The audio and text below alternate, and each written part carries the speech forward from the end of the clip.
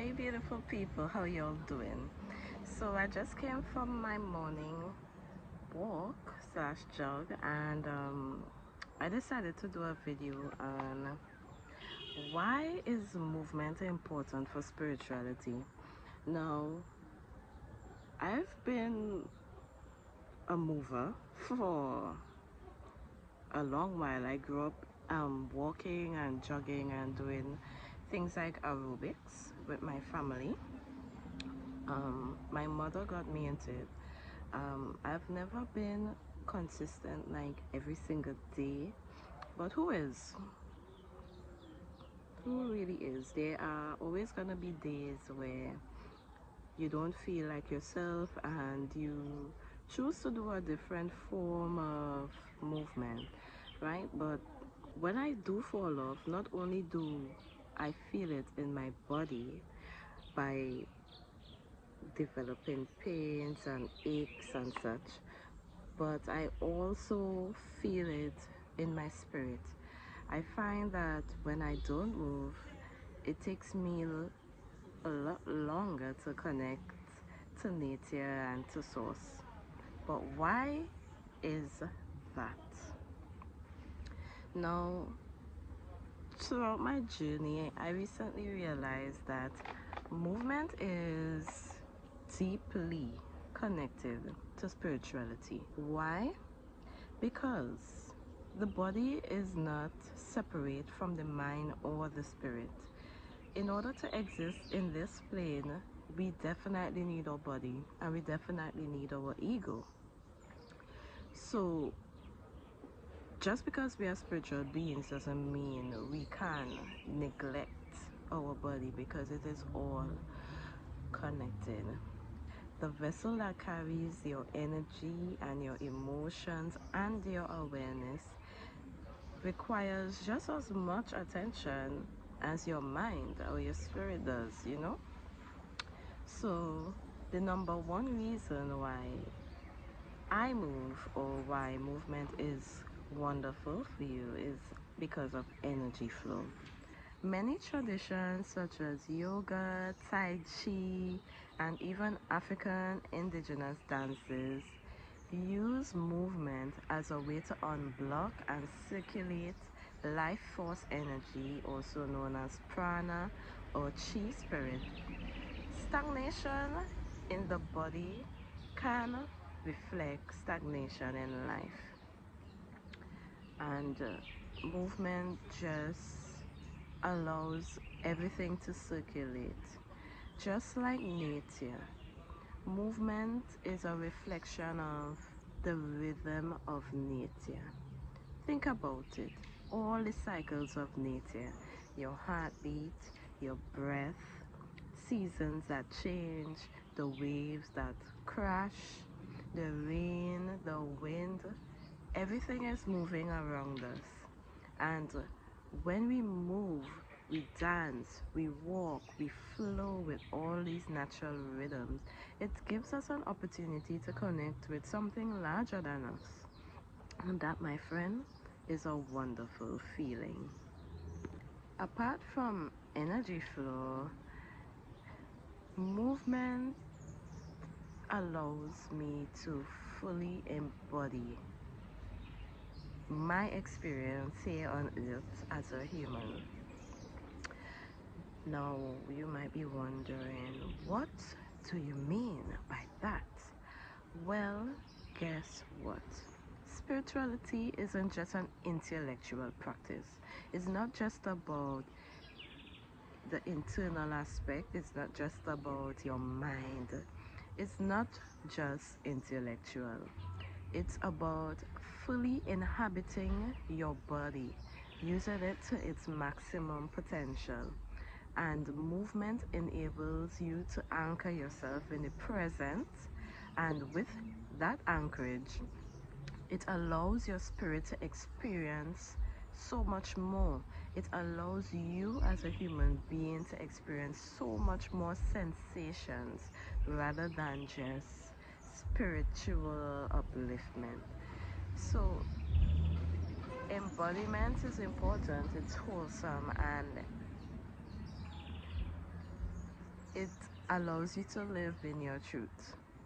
One of the big reasons for moving, and it's probably one of the most popular ones, but a lot of people don't acknowledge it as such. Movement is a great catalyst for release and healing. Yes, movement can help you release and it can help you heal. That is why we dance. Yep, especially us ladies. We could have a stressful week or a boring week, even, and we'll just be having the urge or the craving to go out and dance. For me, sometimes I just feel to shake my ass, and you go out to hear the music, to dance and to move. And then when you come back home and you rest, you feel all better. You feel like your stress melts away in a sense. Well, that is because movement helps you release stored trauma. Remember, emotions and trauma, a lot of them are stored in the body, especially the hips. And conscious movement like dancing, shaking, stretching, ritual movement can help you release suppressed feelings and clear space for renewal. Another thing that movement is used for is as a sacred ritual. Now, in our culture, we don't really use it so sacred, but in other parts of the world and throughout history, movement has been a sacred practice. Ceremonial dances, pilgrimages, bowing, whirling, drumming. It's a universal language of devotion, and you can find that everywhere you go, there's some form of dance that actually allows people to live their best life, allows people to connect with the higher self, you know? So I think that's really cool. All in all, stillness and meditation, which you guys know that I am a big advocate for, is wonderful. But when you combine it with the contrasting action, which is movement, they balance each other.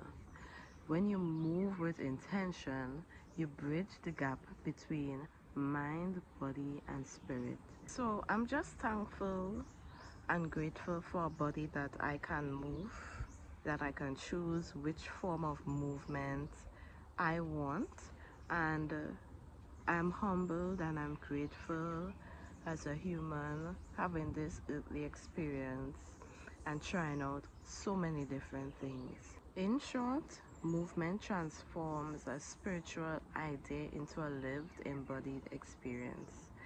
And for me, I have always done walking or running, aerobics. I started getting into gym, lifting weights. I recently started getting into Pilates and yoga, and it's been so wonderful. But as I'm on this journey, I realize there are like so many other ways in which I can move. So let me just give you a few that I learned, right? So these are some spiritual movement practices that we can try, and they are so simple. Like, I'm so surprised how simple. So the first spiritual movement practice is walking meditation, and that's when you walk slowly, syncing your breath to your steps, and each step becomes a mantra or a prayer in that way.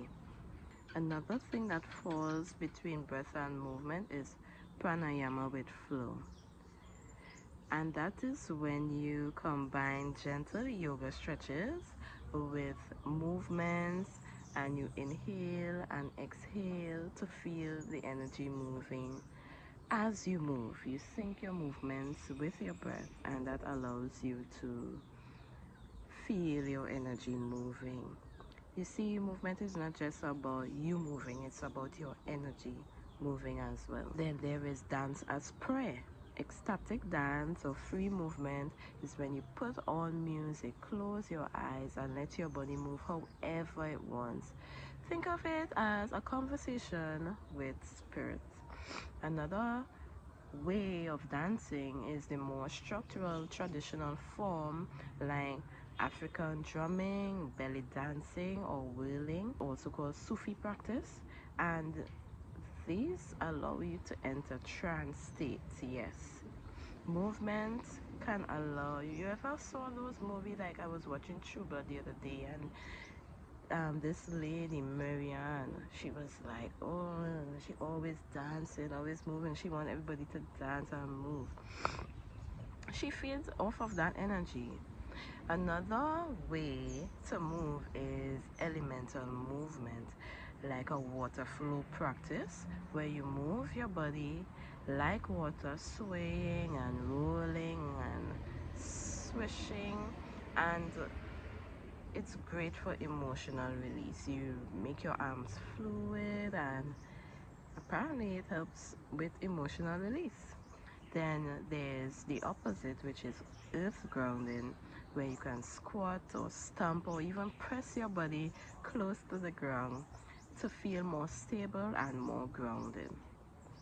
Then there are release rituals like shaking practices, where you stand with your feet grounded and you shake your whole body. This is popular in African, shamanic, and somatic traditions, and it allows us to clear stagnant energy. Fire dance or candle movement is a very interesting one as well, and that is when you stand around a flame. It could be an actual fire or a candle, and you move around the flame, mirroring its flickering, and imagine yourself burning away, what no longer serves you. Is symbolic gestures like murders with movement, which is instead of static hand positions, you flow between them with the breath. So I think that's when you're meditating and you just change your hand positions um, with your breath. Yeah. And then there is circle walking or spirals, and that's when you walk with intention in a circle or a spiral or a figure eight, and this is to embody cycles of life and transformation. Then there is nature integration, sunrise or sunset salutations, simple stretches or bows towards the horizon during dusk or dawn can help you offer gratitude.